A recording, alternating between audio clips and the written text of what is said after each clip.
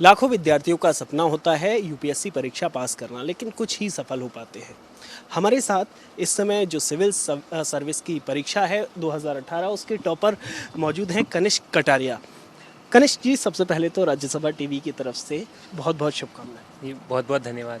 पहला सवाल आपसे पूछना चाहूँगा कि आपको अपेक्षा थी टॉपर होने की, क्योंकि कितनी तैयारी की थी, कितने साल तैयारी की थी और कितना मुश्किल था? अ, जी, अपेक्षा तो बिल्कुल नहीं थी। एंड यूपीएससी एग्ज़ामिनेशन ही ऐसा है कि जिसके अंदर कोई रैंक का अनुमान लगाना बहुत ही ज़्यादा मुश्किल होता है। इसमें कोई गारंटी से कह नहीं सकता कि ये रैंक आएगी। स्पेशली फ़र्स्ट रैंक तो बिल्कुल ही अपेक्षा नहीं कर सकते थे। एंड ये मेरा फ़र्स्ट टाइम था जब मैं एग्ज़ाम दे रहा था, तो मुझे नॉलेज भी नहीं था कि मेरे कितने मार्क्स आएंगे या कैसे क्या मेरे आंसर्स का स्टैंडर्ड है, क्वालिटी है। तो मुझे पेपर अच्छे हुए थे, मुझे लग रहा था कि थोड़ी अच्छी रैंक आ सकती है, बट फर्स्ट तो कम्प्लीटली अनएक्सपेक्टेड था मेरे लिए। अच्छा, ये बताइए कि आपने आईआईटी बॉम्बे से ग्रेजुएशन की है। आईआईटी बॉम्बे से फिर यूपीएससी आने का सफ़र। मेरे फाइनल ईयर में आईआईटी में मुझे जॉब मिली थी सैमसंग साउथ कोरिया के अंदर। तो वो काफ़ी अच्छा अपॉर्चुनिटी था मेरे लिए। एंड तब मैंने उस अपॉर्चुनिटी को लेना सही समझा, क्योंकि बाहर अच्छा एक्सपोजर मिल सकता था। सो मैं 1.5 साल के लिए बाहर गया, मैंने बाहर काम करा, वहाँ की लाइफस्टाइल देखी, वहाँ का डेवलपमेंट लेवल देखा। फिर मैं इंडिया में आया, मैंने 1 साल इंडिया के अंदर काम करा बैंगलोर में।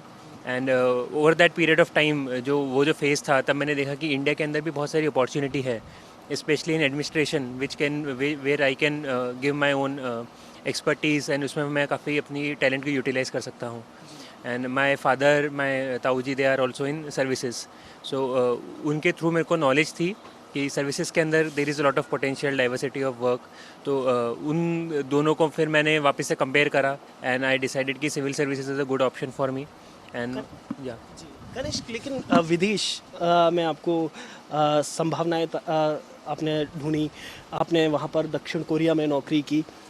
कई भारतीयों का सपना होता है विदेश में नौकरी का, बस जाने का। फिर आपने क्या कभी वो आपके अंदर सपना नहीं जागा, आप वापस भारत आए? फिर क्या ऐसा था जो आपने सबसे ज़्यादा जो भारत के कमज़ोर पहलू, जैसे कि आपने कहा कि सिविल सर्विस इसलिए कि कई कमज़ोर पहलू देखे, तो ऐसे क्या कमज़ोर पहलू थे जो आपने देखे और आप चाहते हैं कि उनमें सुधार आना चाहिए?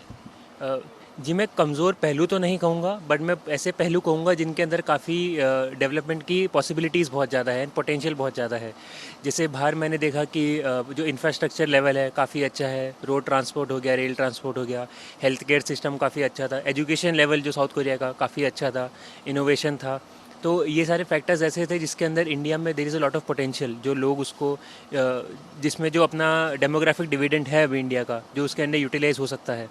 तो मुझे ये लगा कि अगर मैं अपना टैलेंट यहाँ पे लाकर इन फील्ड्स में अगर मैं दे पाऊँगा, learning from my experiences abroad, तो इंडिया के अंदर भी मुझे काफ़ी इम्प्रूवमेंट करने का अपॉर्चुनिटीज़ मिलेंगी। जी, काफ़ी सारे हमारे दर्शक जो यूपीएससी के स्टूडेंट्स भी हैं, तो उन्हें क्या संदेश देना चाहेंगे? क्या ख़ास तरीके से कोई ख़ास पैटर्न था तैयारी का? किस तरीके से आपने तैयारी की? क्योंकि पहले ही अटेम्प्ट में यूपीएससी क्रैक करना एक बड़ी उपलब्धि है, वो भी पहले स्थान पर।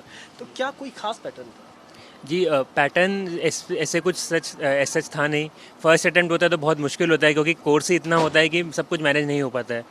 तो मैंने सबसे पहले आइडेंटिफाई करे थे मेरे, देर आर 3 to 4 सीनियर्स जिन्होंने पहले एग्ज़ाम क्लियर करा हुआ है। मैं उनका नाम मेंशन करना चाहूँगा: अक्षय गुदारा, पृथ्वी तेज, नम्रता सिंह एंड वरुण रेड्डी, जिनकी अभी 7th रैंक आई है इस बार।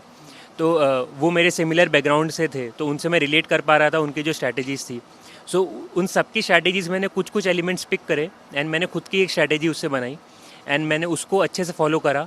And along with my optional पे मैंने अच्छा फोकस करा, एंड जो जनरल स्टडीज़ था उसको मैनेज करा साथ में। एंड जो मेरा कंफर्ट लेवल था उसके हिसाब से मैंने उस स्ट्रैटेजी को यूज़ करके एग्जामिनेशन दिया।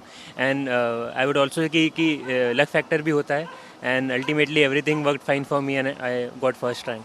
अच्छा, क्योंकि परीक्षा के दौरान समय बहुत कम मिल पाता है, फिर भी मैं आपसे पूछना चाहूँगा कि खाली समय या कुछ भी वक्त मिलने पर आप क्या शौक है, क्या करते हैं, क्या ख़ास तौर पर जो, और टीवी देखना क्या पसंद है, टीवी क्या देखते हैं?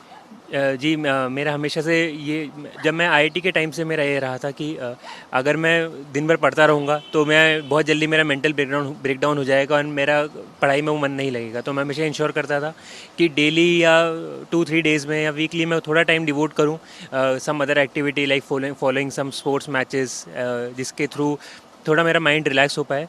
तो जैसे फुटबॉल मैचेस आते थे, क्रिकेट मैचेस आते थे, आईपीएल हो गया, फुटबॉल वर्ल्ड कप हो गया, वो मैंने मोस्ट ऑफ द मैचेस मैंने फॉलो करे थे इवन ड्यूरिंग द एग्जामिनेशन, क्योंकि वो 1-1.5 आवर्स 2 आवर्स का जो ड्यूरेशन होता है, उस वक्त मेरा माइंड फुली रिलैक्स रह के मैं केवल मैच देखता था।